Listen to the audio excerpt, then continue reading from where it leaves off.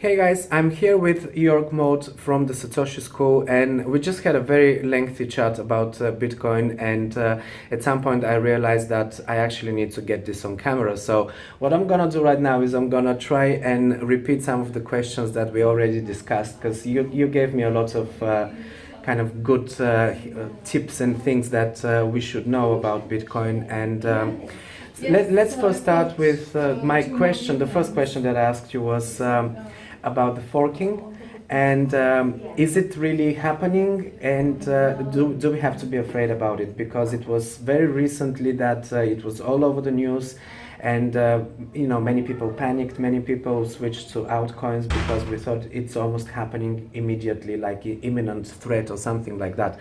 So tell me, what is your stance on that? That's a nice question, and I know you all out there will ask the question by yourself, and what's happening.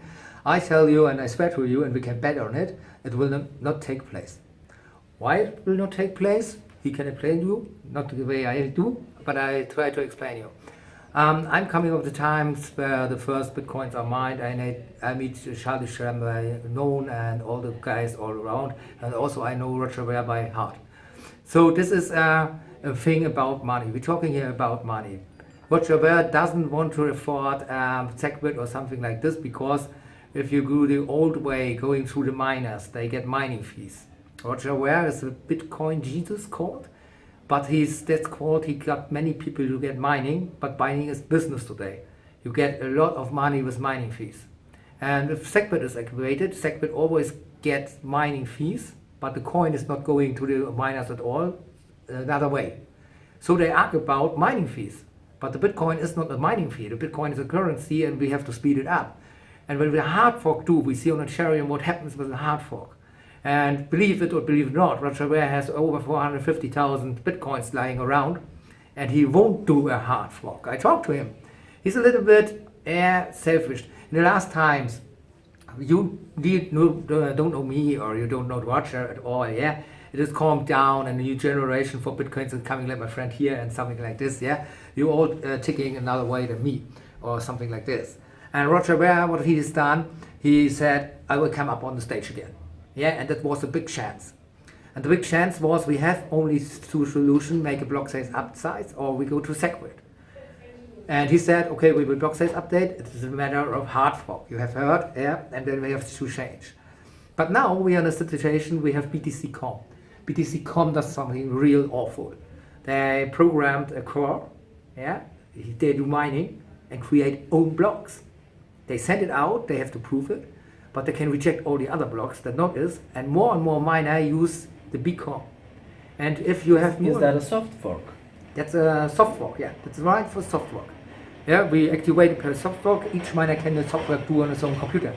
You can download the software and make a soft fork, yeah, by your own. You don't have to care about something. That's also called user-activated soft fork. Okay. Yeah, that's what we call it. And that's different to SegWit, because SegWit is also a soft fork. It's a minor change in the software that will allow double capacity of the blocks that we currently have. Right. But you're talking about a different soft fork that will actually unlock even bigger capacity, is that? Right. With the new one, is it so that the block and the system is all the same proof of work, yeah? But the new blocks are able to say we do SegWit or something like this without hard forking or something like this. We can make the blocks bigger, we can make SegWit, we can all do good things without hard forking, and there is no need to argue about it, because we can activate it without asking anyone. You just let it run on your computer, but all the other blocks coming to check out by the other computers we can reject. And more miners use this, and we are near 50% now using the new core, and the old cores haven't got access. So it's like suppressing you, yeah? I said to you, this guy here, yeah, don't sell me my Bitcoins now, I don't make an interview with you, yeah? And he wants this interview, yeah? He will pay me, yeah, right? I'm like a ransomware. And is that a new software that is developed? Is it developed by the same people who are developing the Bitcoin Core software? No. The Bitcoin Core software was developed by the Bitcoin Core dev team. BCU came later and also make studies on it. and these guys was fully have an own Bitcoin dev team, an own. Yeah, it's a separate, a third part. Okay, so this is a third camp. Now it's not BTU, it's not Bitcoin Unlimited, it's not Bitcoin Core. It's kind of a third camp that is proposing that new soft fork. And we have another thing. If you don't believe in this, what I say, you can Google it. You will read about it. Yeah, but there's another thing, tricky thing. Yeah, what we have found out, we can make Purse.io. Many people out there knew Purse.io because it was the first internet platform where you can buy with bitcoins to Amazon. Yeah, they're providing you to buy by Amazon and pay in bitcoins. That's what Purse.io do in the first row. But now they have an own developer team, and they say what we call block size extension. They find a way, and it is in the old protocol. In 2013, we have get known first time to activate per software the block extension, and we can double size the block by layer. You know, all CD. And now we have a DVD. A DVD is a double layer from a CD. Okay, yes. And so we can bring up a block to a double size. And they found out how to make it. That's similar to what SegWit is proposing, isn't it? That is similar to... segregated witness is about kind of squeezing more transaction into the same block, doubling the size. No, well, that's the difference between SegWit and this is SegWit will build a new block between two blocks. Oh, okay. Yeah, that's the difference. And the other squeeze it in one. Right. That's the difference with the SegWit. And so, Bitcoin, also this is from BTC.com, and also extension blocks can activate SegWit also, because SegWit can do the block size increase, but they also can open a side channel for networks like Lightning or something like this. And we can do it all by our own safe thing, and the miners can just do a soft fork by themselves and activate it. And they don't have to ask someone and have to wait that 51% is coming like it was on the old way. Okay. And that's why we see in October, Tumbler is coming. It's a coin mixing system. If Tumbler is activated, you can compare it with Dash. People out, maybe you don't know Dash all about. They have a masternode system. Yes, where masternodes are kind of not only approving the transactions, but they can... that's how it becomes more secure, because they can divert transaction and sort of mask the... And they make... I'm not sure if I'm explaining it correctly, but we agree that makes the network faster. It makes it faster, it makes it also less easier to trace. Right. And not impossible, but less easy to trace it. And Tumbler is Tumblelit. They use the Tumbler, it's called, the coin mixer Tumbler, yeah. And it's the same like Dash then. Okay. It's quite the same. And similar to the instant pay that Dash has? It's the same instant pay system that's pay channeled. So we're talking about more transactions per second, bigger capacity of the blocks. Yeah. So we're talking about a soft fork that should be able to resolve the scalability problem of Bitcoin, which we currently have. And you're saying this is coming very soon? This is coming soon because Tumblelit, you don't have to do a soft fork. It will be placed right into the wallets. And the wallet owner will activate it. That is wallet fee. And wallet, you mean the wallet provider? Right. Or the wallet owner? Because I have a ledger. Right. And ledger is a brand, so they are a company. Are they going to activate that for me? Or is it something that I will be... Or you will I will. Yeah. That's what about if I'm using a cloud service like Coinbase or Xapo, you know? If you have something like this, it's a question if they give you the right. They have to do it because you don't own your private keys to that. If you are on a so again, we're talking about having your own offline wallet where you own your private keys, because this is really important for any kind of changes in the future. So guys, it's good to get one of these secure ones. I have a video about the ledger, and there are a few other ones. It's not just the ledger, but... And next time I'm explaining how ledger and treasure is unsecure. they I know that they're not 100% secure, but they are kind of, you know, one of the most secure. Right, this is one of the most secure solutions. One of the. Yeah. Not the most, but it's one of them. Yes, that's correct. Yeah, that's very funny. Yeah, that's all about, and that's all the reasons. If the block size increase is coming, or something like this, or SegWit 2 MB is coming, or something like this. There are so many possibilities, it is not necessary to make a hard fork, and no one will risk money if it is not necessary. It's not really in anyone's interest to hard fork. The Bitcoin community doesn't want to have a hard fork.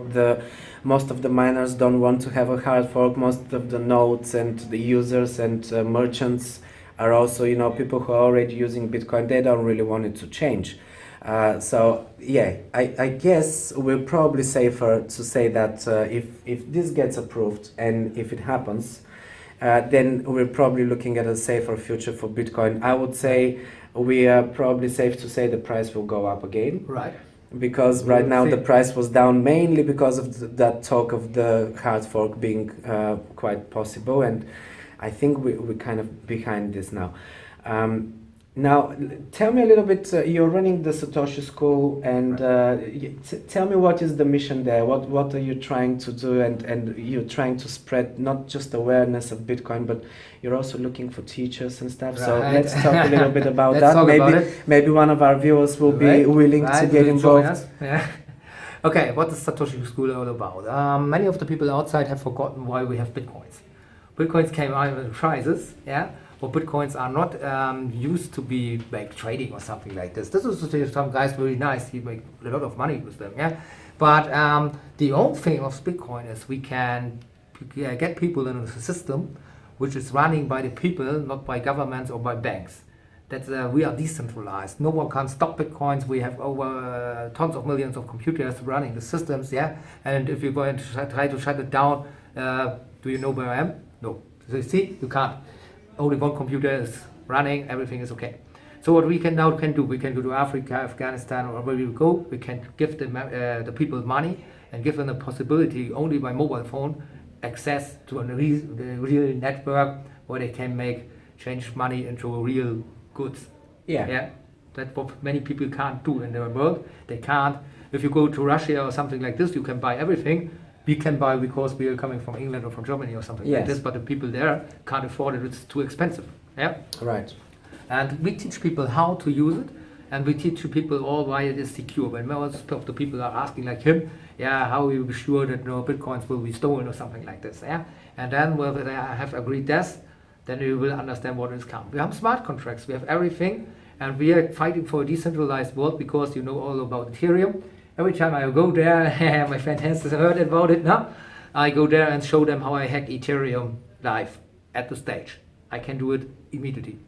And the bank system and the governments won't. Let me just stop you there. You heard very well. He can hack Ethereum like right now. Yeah, and everything out there, the banks and the central world want to control that, then they need a central blockchain. If you want to control someone, you have to press a knob or something like this, and you have to control something. Is this the reason why they all go to Ethereum right now? We're seeing a lot of activity happening on the Ethereum blockchain, a lot of talks about new developments, and many corporations and banks, as you said, are looking at the Ethereum blockchain. So the reason is because it's centralized in a way. Yeah, and they have built up over 1,000 blockchain projects, or even Microsoft and something. Microsoft is going to Ethereum with the enterprise project you heard about it, because all other blockchains have more authorities than Ethereum. It's for the centralized world, is Ethereum the most secure at the moment, but it is not secure if you come from Bitcoin and you can hack it.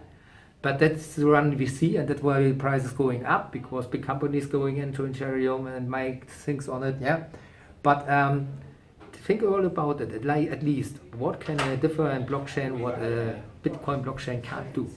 If you have a usability, then you will understand why the people not go all to Ethereum or something like this. Right. So the future is in Bitcoin. I would say for a moment, I was also thinking that maybe we're looking at Ethereum becoming not only the second biggest, but maybe one day replacing Bitcoin as the top most used cryptocurrency. Mainly because I was seeing all of this news and a lot of activity on the Ethereum and a lot of interest in the Ethereum blockchain. But by the sound of it, it kind of looks like it's not really going to replace Bitcoin. It's not going to take over. Right. That's it. That's it. It's always, we have the dollar as a leading currency, yeah? Yes. And it was not taken over by the euro or something like this. No, We it have coming wasn't. up. It wasn't. And so does Bitcoin. We will have a space for another coin, but it's all about trading. Yeah, and the thought that they are a little bit faster now, that they do not accept the mass.